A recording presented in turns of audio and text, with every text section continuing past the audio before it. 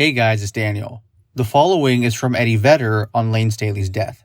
Later in this video, I'm going to show you a couple of clips from my interviews with Alice in Chains and Pearl Jam engineer Jonathan Plum, where he discusses some of the differences between LAYNE STALEY and Eddie Vedder. But first, here's the Eddie Vedder quote. This quote is from Grunge is Dead. Quote, "Getting attached to a drug, or a drug attaching itself to you, it seems like the insidious part about it is it could happen to anybody. And some people are maybe more vulnerable to it than others.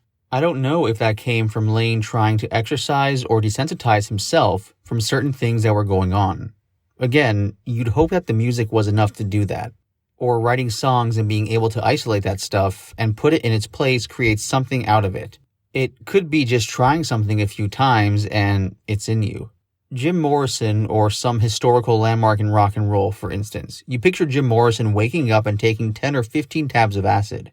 That was breakfast. And then he went from there. You just know that these are human beings behind this. That was how Layne was when he played music.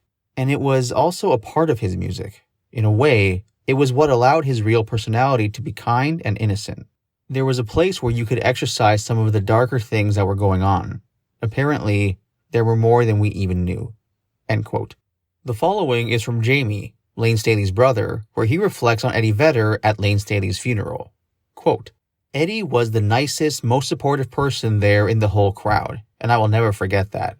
He and his girlfriend sat outside with my sister and me, and he was just so nice and real. Whereas most of the other people in the band didn't even talk to us in the family. It was very odd. But he was so warm and nice to us, and was very he came up to my parents and he had manners, coming up and giving condolences, and he was just really kind." End quote.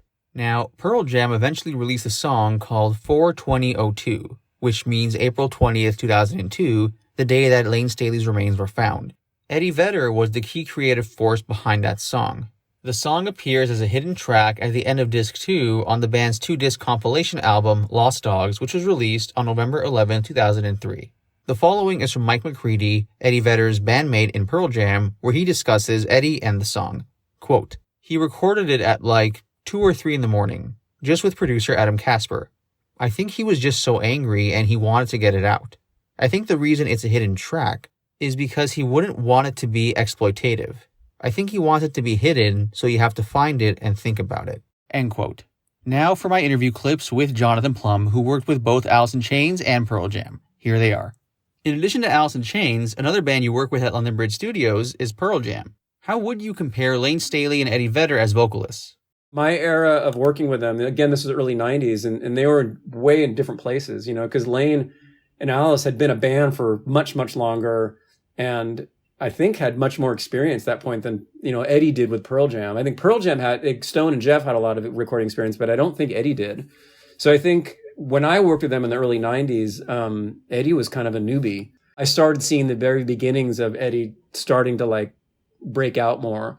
But at that point, he was just there doing his job. He showed up and he wanted to do good and please everybody. So again, it was like he was in a different place in his career. He was, I think, still learning sort of the ropes of how recording goes. And his voice sounded amazing, but he wasn't like a performer like Layne. He couldn't, he could project and get that emotion, but technically, it wasn't always in key. Where I think Layne, at that era, in the early 90s, Layne was already completely refined, where I think it took Eddie another decade, well, maybe not a decade, but, a few more tours before his voice really got to the point where he was just on point all the time. I worked with Pearl Jam a couple times. It wasn't extensive, and it was all in the early stuff, up to Dirty Frank. I worked on that, and State of Love and Trust. I was huge fans of both those bands. I guess in my opinion is both of those singers are singing straight from the soul, and you feel it, and it's awesome. But I don't think it would hurt Eddie's feelings to say that Layne was more of a refined, trained singer. I just think he was. I happen to know Layne was a student of a couple famous Seattle vocal coaches, and I have no idea what Eddie's vocal instructions were. But I think Eddie was much more raw, where Layne treated his voice more like an instrument, where I think Eddie, there was just more of a unrefined quality to him.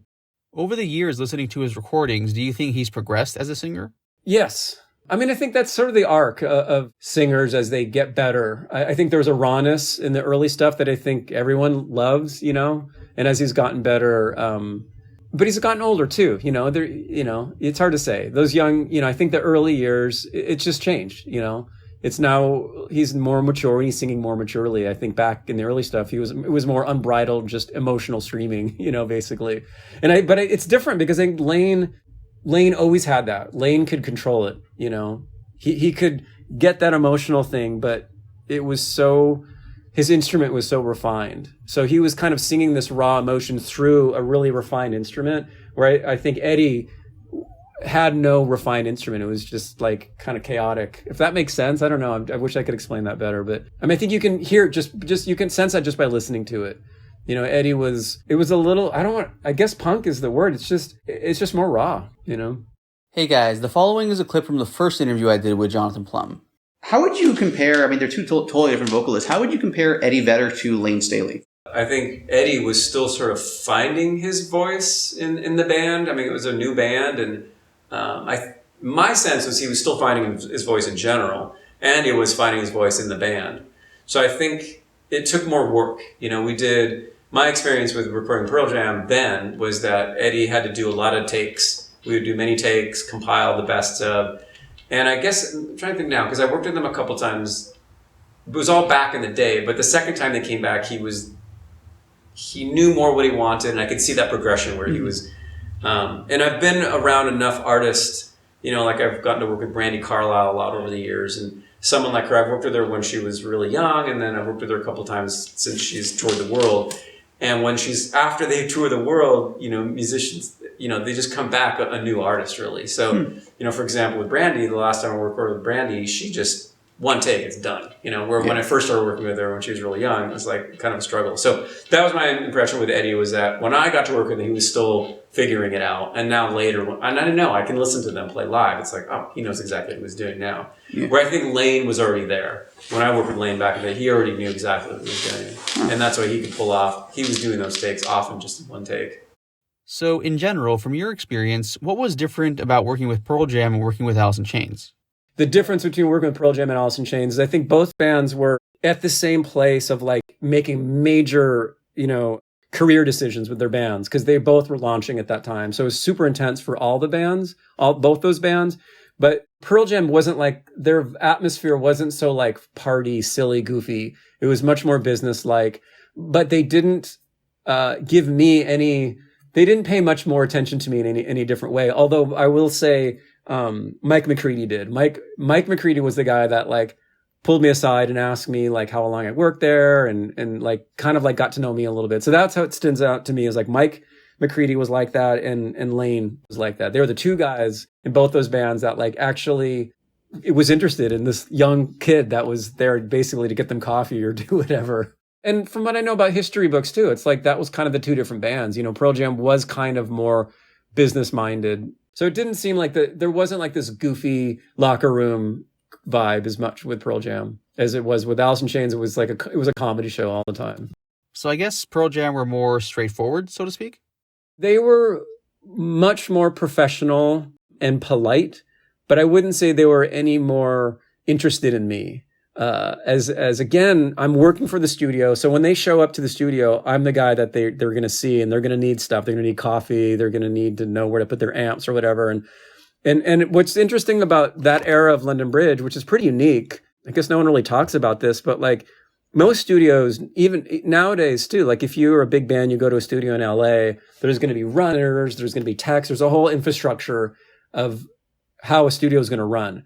You know, there's a ladder, there's the runner who they don't even step into the control room. They're outside of the studio, but they're there to go get food and whatever. And then there's an assistant engineer, and there's an engineer, and there's a producer, and it's a whole hierarchy. At London Bridge, there was none of that. It was me and whoever was producing. So like when it was Toby, it was me and Toby. So I was playing all these roles. I was the runner. I was the assistant engineer. And that's kind of like in LA, that's kind of unheard of, you know, and making, these are major label records we're making with like big budgets, but it was just Toby and I. So like if Toby needed coffee, I'd go get coffee. If Toby needed a microphone plugged in, I'd go plug that microphone in. If Toby had to take a break, I would be the one running the tape deck. So it was like really extraordinary for me because I was playing all these different roles. But it's pretty unusual. Like I could maybe imagine the band might be a little bit like frustrating for them because they're maybe used to having all this infrastructure. But at London Bridge, typically that stuff just wasn't there. But maybe that's what made the process special. So in terms of special, aside from what we've already spoken about, do you have any special memories from your time working with either Pearl Jam or Alice in Chains? I do have a really funny Mike Starr story. So actually, this is one of the first things I think, my very first encounter with Alice in Chains with Mike Starr. And this was SAP. So they'd already recorded most of the parts. And I didn't know anything. I just was there, And Mike Starr shows up and it was just Mike and I. And I remember, I think I helped him get his bass set up a little bit. And I was like, well, what are we doing today? And he's like, well, I got to play bass on a song that Jerry played bass on. And Jerry did a killer job. I'm totally happy with the bass part. But I know my mom's going to know that I didn't play bass on that and she's going to be pissed. And so I just, for my mom's sake, I got to go back and re-record the bass part myself. So he basically replaced it was the same bass part, but Mike Starr just played it himself. And he explained it to me that like he was going to be guilty because his mom would find out. I just thought that was really funny. That's hilarious. That's so cool. But Mike Starr seemed to be, he was kind of like within the party kind of atmosphere as well. And what about Sean Kinney? How was he like? He was awesome. He was hilarious, and he'd walk in, he was just like a hurricane, Sean was great. Really fun. But again, like from my perspective now, he wasn't like someone that really like got to know me. He just was funny. He was like a comedian, It was basically like hanging out with like a stand-up comedian all day long.